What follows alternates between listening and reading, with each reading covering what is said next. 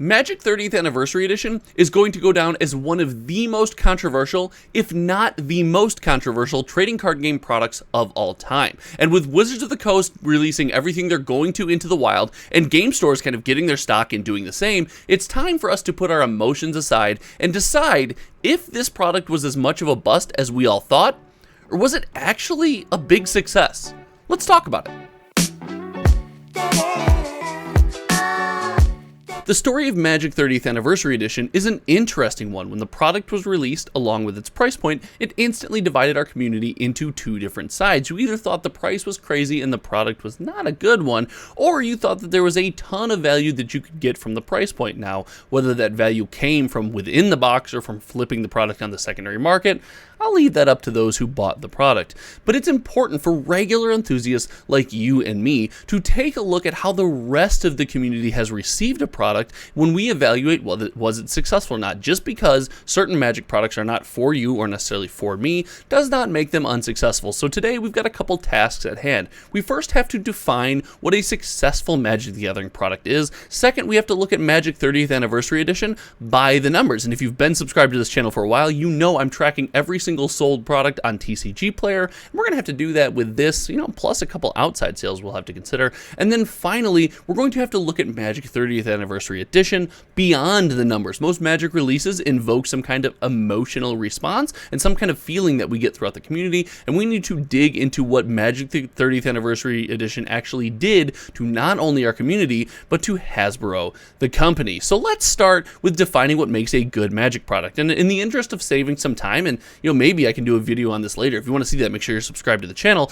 I want to talk about what makes a successful Magic product, and the big overview is three main points that I've come up with. The first thing that a successful Magic the Gathering product has to have is accessibility and community interest. Now you're saying, Josh, that's two things. Well, I think those two things go hand in hand and must both exist to make for a successful product. I don't care how accessible the product is. You could be giving away at every Walmart and McDonald's on the road, but nobody wants it. And I don't care how many people want the product if nobody can get their hands on it. Second, I want what I call post-release desire. After tracking sales data for every Magic release since the Brothers War, it's interesting that a lot of these sets sell up to release, and only the really good ones, only things that people in our community have genuine interest in, seem to sell after the release. So I want post-release desire, and then finally I'm going to steal from video games here a little bit, and I want long-term replayability. Now, if you are just a market person, this doesn't disclude you. Long-term replayability doesn't only mean the ability to play the cards, but in the long term, down the road, 5, 10, 20 years, whatever the target might be, I want people to not only be interested in playing the product, but in purchasing the product, putting the product on their shelves, opening the product, whatever it might be. I want to see some long-term replayability here. So we're going to apply all three of these principles to Magic 30th Anniversary Edition, and on this channel we're going to start by the numbers. In the number section here, we're going to start with something fun. We're going to start with the speculation side of the numbers. This all comes from community sources that aren't me, and I'm calling it speculation because I can't be sure of any of these numbers, but there's been a lot of community chatter and feedback about them. So let's start there. The speculative numbers are that there's an estimated 1,936 boxes released into the wild from Magic's website sale. Now this comes from, I believe, somebody reverse engineered the number of clicks or sales on the button itself, and then kind of discerned how many boxes actually went out into the wild during that sale. Now it's said to be out of 12,000 possible boxes, and if that came from inside info, I don't know. I don't want to get all tinfoil hat theory, but that seems to be the relatively acceptable number that everyone's going with. But we are going to avoid kind of disaster and not really base too much of our math off that exact number. But that's the speculative number. I think you can thank Rudy for making that a little bit more public, as well as thank Rudy for making the number 6,000 more public. It was discerned that the rough amount of boxes that would be going out to game stores, that were every WPN game store getting one for free, and WPN premium stores such as the channel sponsor Min-Max Games are getting 3 for free. It's been said that there's about 6,000 more boxes going out into the wild. Now, these are all speculative numbers, but anywhere you slice it, these numbers are relatively low for a Magic product. They're not super accessible due to number and due to price, but the community interest was at an all-time high. Even people who disliked this product were talking about it a lot. There was interest. There was a lot of views on box openings, on opinions on this product. So, interest was fairly high. Now, it's important to note that there is some data that we can have concrete information on. And as you know, like I said, I track sales on TCG Player, and it looks like there's 188 sold listings for this product on TCG Player, the majority of which are above the initial sale point of, I think, $999. I think they did that. It was one of those, it's not $1,000, it's $999, whatever it is.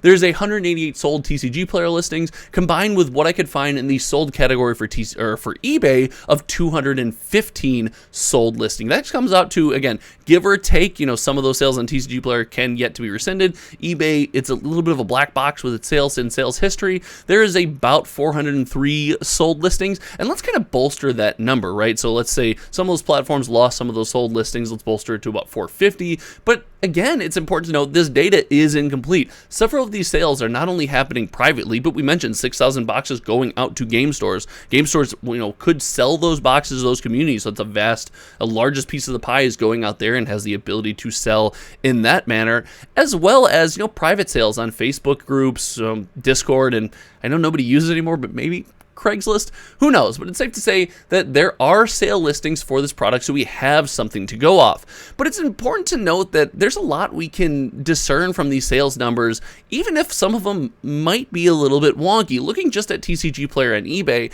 it's safe to say there's genuine interest for this product in the people in the category of people that can afford it. People are buying this product, and they're buying it at a higher price point, so somebody sees some value there. But I think we might fall into, and this is my opinion, we might fall into a fallacy that I've discussed when, talking indie TCGs and buyouts and buying high-end products in those communities.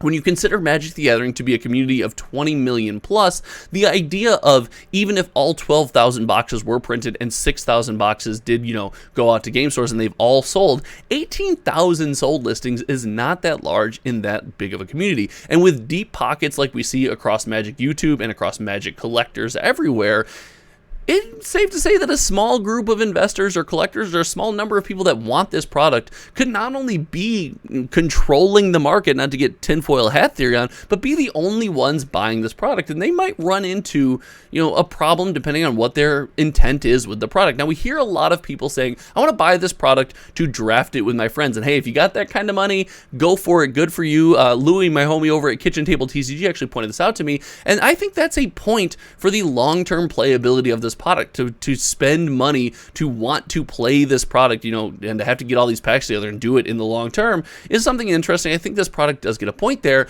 but if people are buying this product, in those small communities to resell, you might have the problem that you run into in some of these indie TCG communities that I used to cover on this channel. There has to be somebody on the back end of that purchase. If you're buying this product at $1,400, $1,300, $1,200, $1,500, whatever it might be, you have to look to then one day sell that product. And to sell that product, there has to be an interested party. And if the community interest does not grow and accessibility stays low, and with the rapid release cycle, I see people could often overlook this product and not want to buy it. So I'll be interested to follow this product along in the years to come and see if people keep selling this product and keep buying, or if those in this small community that seem to want this product get everything they want, and then sales kind of come to a halt. The price will tell us that in the long run. But those are the numbers of this product, and as the numbers go, it's interesting that, while sales seem to go up and the price seems to go up, I don't know if that's an indicator of a successful product. That remains a little bit of a black box to me because of the size of this product, the number of boxes available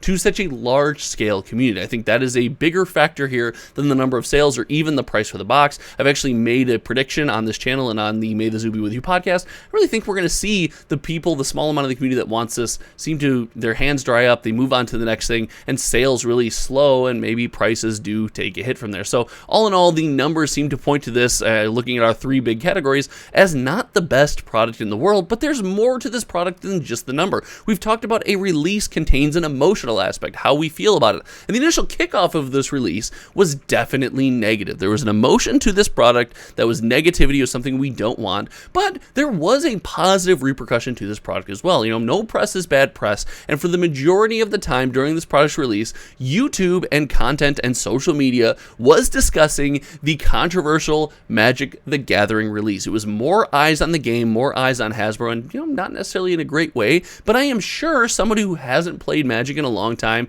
saw Magic mentioned by a favorite content creator of theirs and thought, oh, maybe I'll dust off my old collection and go down to an F&M and buy some Friday Night Magic. That's a, you know, it's something that could have happened, and community interest was at an all-time high, but that wasn't without controversy. In fact, in 2022, the Bank of America directly affected Hasbro's stock with a double downgrade. They downgraded it from a buy, I believe, all the way down to a sell, and this was, as it was cited, in part, at least, you know, somewhat, to Magic 30th Anniversary Edition. They claimed that the change in direction of Magic the Gathering and how it treats its players and its community kind of culminated in the release of this product, and they looked at it as a negative, as most of the community we discussed in the first half of this video did. So that caused, you know, kind of was the cap of the camel's hump that caused this double downgrade.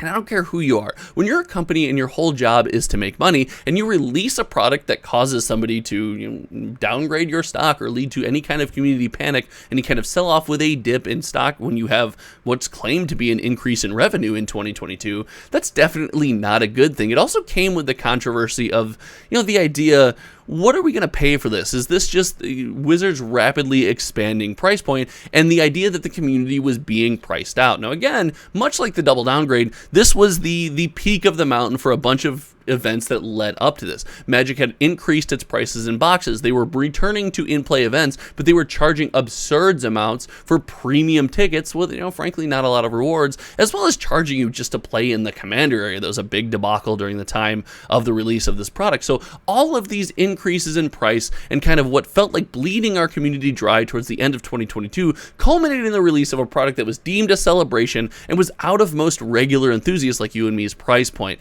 This made us feel like our game was no longer for us. So this was definitely a negative portion to, like, hey, do I have interest in this product? Definitely not. Is this product accessible? No. And do I have pre-release, let alone post-release desire?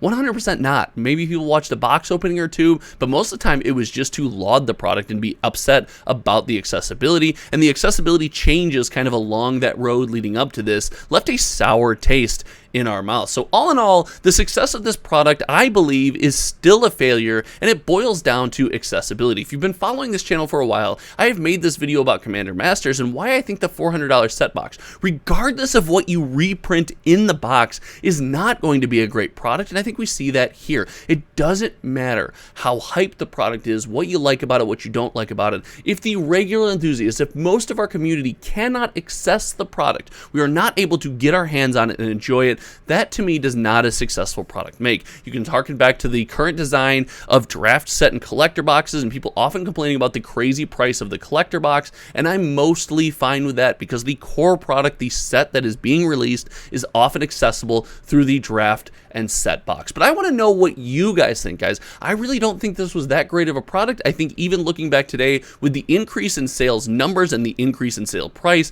I still think this was a not successful product, and I expect to see the price of this product come down when the couple people in the community that really want it get their hands on it. Let me know what you think in the comment section below. And as I mentioned in the last video, we're slowly chipping away at that number of people who are watching these videos that aren't subscribed. We're down to, like, I think 80%. We haven't sunk below 80%. 80% of viewers are not subscribed, so if you want to help the channel out, please click that subscribe button, and most importantly, share this video with a friend or group of friends or any kind of community that might find this conversation interesting. I love conversations and chats like this. Thank you so much for hanging out, guys. Until next time, you all know me. My name is Josh, and I hope you guys have an opportunity to experience some products in 2023 that are all of the things. I want them to be accessible, I want them to interest them. Let's play them forever, guys. I'm out. We'll see you next time.